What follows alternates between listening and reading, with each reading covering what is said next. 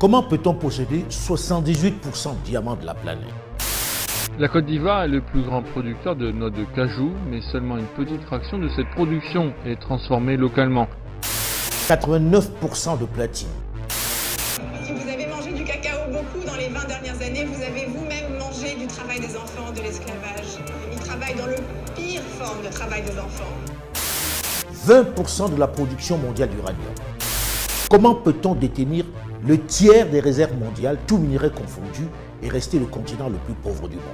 Qu'est-ce qui peut expliquer cette ineptie, cette incongruité?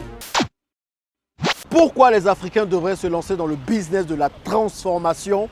C'est ce que nous allons voir dans cette vidéo. Je vous invite vraiment à écouter jusqu'à la fin parce que vous allez apprendre des choses qui vont révolutionner votre mindset. Pour ceux qui ne savent pas où je suis aujourd'hui à la zone industrielle du Glo-Digbe. J'espère que je prononce bien, c'est ça?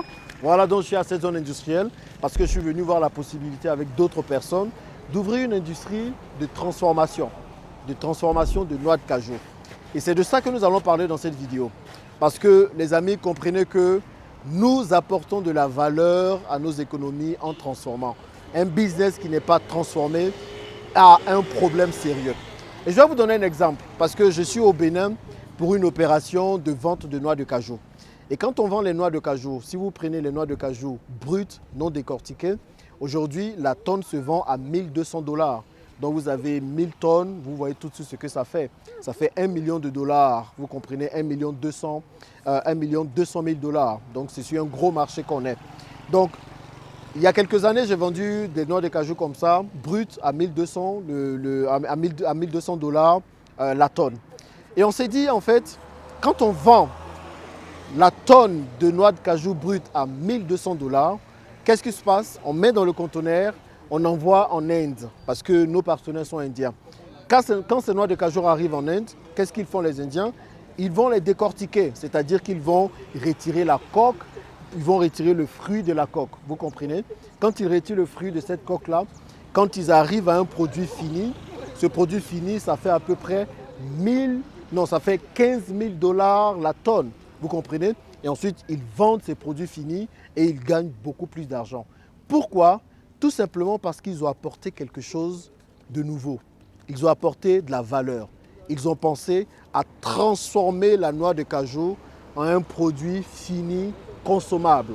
Parce que le fruit de noix de cajou, le fruit en lui-même, la coque, vous ne pouvez pas manger. Mais il y a d'autres choses que vous pouvez faire. Du coup, cette fois, j'ai décidé de faire les choses différemment. Plus de coques ne seront vendus, c'est maintenant des noix de cajou décortiquées. Et c'est en ça que cette zone est très efficace parce que le gouvernement béninois a dit désormais les matières premières du pays vont sortir transformées. Donc ici, vous aurez des usines qui vont décortiquer les matières, qui vont décortiquer les noix de cajou. Vous aurez des usines qui vont transformer le coton. Ici maintenant, il y aura des industries de fabrication de vêtements, de textiles. On ne sera plus obligé de partir en Chine pour créer des vêtements. Les gens pourront venir ici désormais pour créer des vêtements. Il y aura des usines ici qui sont prévues pour créer, fabriquer des éléments électroniques, comment je peux dire, des appareils électroniques. Donc il y a beaucoup d'usines qui seront ici. Et nous on s'est dit, au lieu de vendre les noix de cajou avec les coques, il faut les vendre décortiquées. Quand vous les vendez décortiquées, la tonne est à 15 000 $ au lieu de 1200 $. Vous voyez, vous faites facilement du x10 quand c'est fini dans un paquet et qu'on vend ensuite directement au client. Vous voyez un peu, et en plus de ça, cela permet de pouvoir créer des emplois. Combien de personnes ont travaillé dans les usines de décortiquage de noix de cajou? Vous avez des familles qui sont nourries, vous avez des enfants qui peuvent aller à l'école. C'est ça la plus-value. Et le truc encore, c'est que quand vous avez la coque, il y a des choses qu'on fait avec la coque. Parce que la noix de cajou, quand vous prenez, vous avez la coque, vous avez le fruit à l'intérieur qui est consommable et qui est consommé. Et vous avez d'autres choses. Donc avec la coque, on peut faire du biogaz, par exemple. On peut transformer aussi ce fruit-là et la coque en biogaz. Vous pouvez prendre le fruit, vous pouvez faire du jus également. Donc il y a tellement de choses qu'on peut faire lorsqu'on décide de transformer. Et comprenez une chose, et je vous l'avais déjà dit dans une précédente vidéo, c'est vraiment avec la transformation, avec l'apport de valeur qu'on gagne de l'argent. Vous prenez l'or brut. L'or brut, on ne peut pas l'utiliser. Il faut le raffiner pour qu'il puisse créer de la valeur, pour qu'il puisse être un produit fini et pouvoir le vendre plus cher. Pareil pour le diamant. Et j'ai tellement mal au cœur quand je prends le cacao de Côte d'Ivoire. Nous les Ivoiriens, nous sommes les premiers à chanter sur tous les toits. Oui, premier producteur mondial de cacao. Mais quelle est la quantité de cacao que nous transformons? Quand vous prenez la cabosse de cacao, vous ne pouvez pas la manger directement. Parfois, certains vont prendre les grains qui sont à l'intérieur, mais on ne peut pas manger ça. Alors qu'on vend la cabosse de cacao à pas cher, 1000 francs le kilo, à des étrangers européens, aux Suisses, aux Français. Et quand on vend ces cabosses de cacao, ils les transforment, ils créent du chocolat qui revient et qui coûte 3, 4 fois, parfois 5 fois plus cher que le prix auquel on l'a vendu. Et vous savez quoi? Le producteur de cacao, il ne gagne pas plus d'argent que ça. Sa vie n'est pas transformée, sa vie n'est pas modifiée. Qui profite de ça? Ce sont des gens qui sont en Suisse, ce sont des gens qui sont en France. Vous prenez toutes nos matières premières, c'est le même drame. Vous prenez les noix de cajou, écoutez, ce sont les Indiens qui gèrent aussi les prix de ces noix de cajou et qui les transforment. Vous prenez le cacao, est-ce que vous savez que le Pays-Bas est un tout petit pays, mais qui se fait tellement d'argent avec le chocolat? Les prix des cacao sont souvent fixés là-bas.